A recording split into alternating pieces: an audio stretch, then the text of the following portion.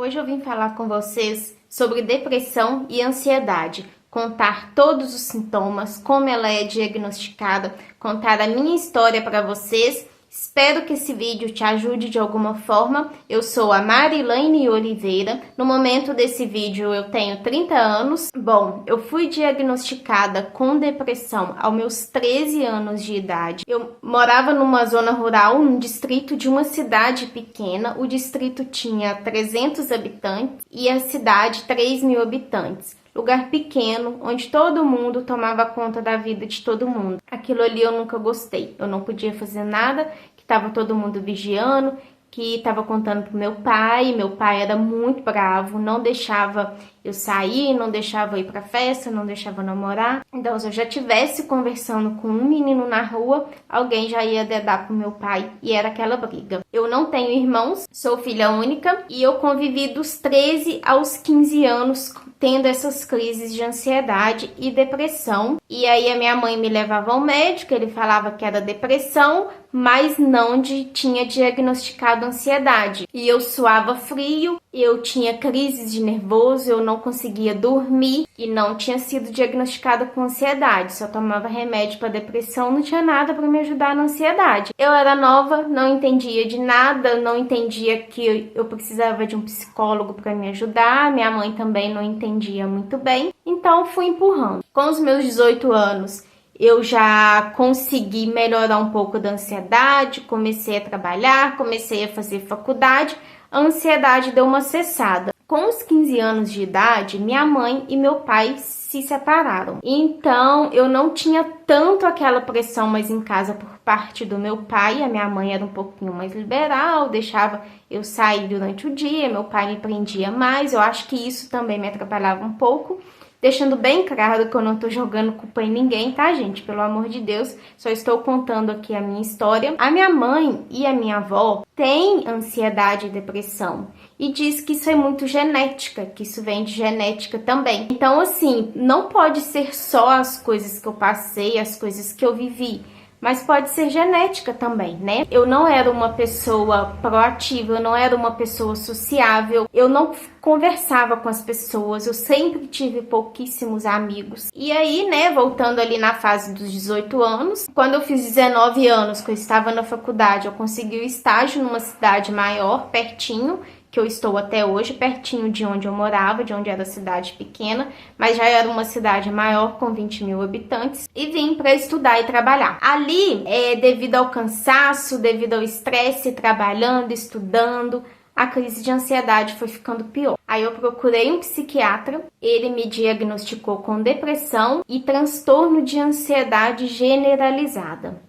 Pediu que eu procurasse um psicólogo imediatamente. E aí segui, fui melhorando, continuei trabalhando, continuei estudando. Conheci meu esposo, continuei aqui na cidade. Fui para outro emprego, mudei de emprego e fui para o meu emprego dos sonhos. Quando eu cheguei no meu emprego que se considerava dos sonhos, aqui na minha cidade mesmo, uma empresa grande, eu já estava quase formando em administração, hoje eu sou formada em administração, fui para o meu emprego dos sonhos. Nisso, o meu pai também faleceu e foi um baque muito grande para mim. Ali eu tive outras crises de ansiedade, de depressão, fiquei muito triste, me sentindo muito sozinha, sentindo, meu Deus, e quem pode me ajudar? E que amava muito a Deus, me sentia muito sozinha, por não ter irmãos para dividir, né, essa dor comigo, para me apoiar. Tinha só minha mãe, coitada, que não sabia também muito o que fazer e estava sofrendo muito também, por mais que ela estava separada do meu pai na época, né? E aí, no emprego dos sonhos, eu comecei a ter muita pressão lá, era muita cobrança,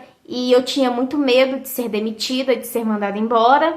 E eu comecei a ter crises de ansiedade no trabalho. Eu suava frio, eu tinha sensação de desmaio. Não sei se você sente essas coisas, mas isso tudo é sintoma de ansiedade. O meu coração acelerava, eu tinha crise de desmaio, vontade de vomitar.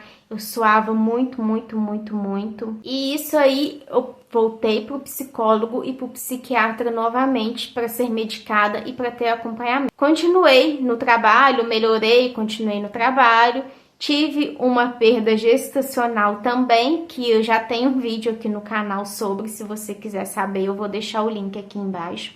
Tive uma perda gestacional que me desestabilizou muito também. E com aquela pressão no trabalho, eu pedi demissão do meu trabalho antes até dessa gestação. Pedi demissão do meu trabalho, achando que a culpa daquilo tudo que eu estava sentindo era do trabalho. Fui para outra empresa concorrente. Eu não melhorei, muito pelo contrário, eu piorei, eu arrependi de ter pedido demissão, eu fiquei sem dinheiro e eu pedi para voltar para a empresa que eu estava. Graças a Deus a empresa me aceitou de volta. Só que assim, até hoje eu tenho ansiedade e depressão, não consegui me livrar disso. Tem os períodos que eu fico melhor, tem os períodos que a gente fica pior. Eu tenho procurado muitas formas de melhorar. Vou compartilhar aqui com vocês tudo que eu estou fazendo para tentar me sentir melhor, para seguir a minha vida. Tenho muito medo de engravidar novamente, ansiedade, é muito medo. Eu tenho muito cansaço, porque parece que eu tô correndo uma maratona sempre, porque é aquele medo de tudo sempre que a gente não tranquiliza. Eu tenho procurado fazer exercício físico, apesar de eu estar muito cansada. Eu sei que eu preciso fazer isso. Depois que eu comecei a fazer atividade física, diz que a atividade física, ela ajuda a preparar o seu corpo para maratona, né? Porque a ansiedade, a depressão esgota muita gente. E eu não quero ficar assim, eu quero melhorar. Se vocês têm dicas aí também para estar melhorando, se você já passou por isso, se você está passando por isso, vamos compartilhar aqui dicas, ideias, vamos compartilhar nossa história para a gente se ajudar. Eu procuro sair mais de casa, procuro ajudar a minha mãe, porque eu sinto que quando eu não estou dando suporte para ela, parece que está faltando alguma coisa, que eu estou deixando a desejar, que eu não estou ajudando quem me ajudou. E isso às vezes gera um pouco de transtorno na minha casa, porque se eu vou dar muita atenção para minha mãe, dar muito suporte, eu deixo de dar suporte aqui na minha casa, de cuidar das minhas coisas, de dar atenção para o meu marido.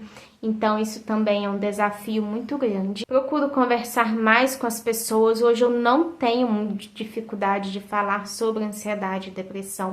Antes eu sempre era muito fechada e guardava tudo para mim.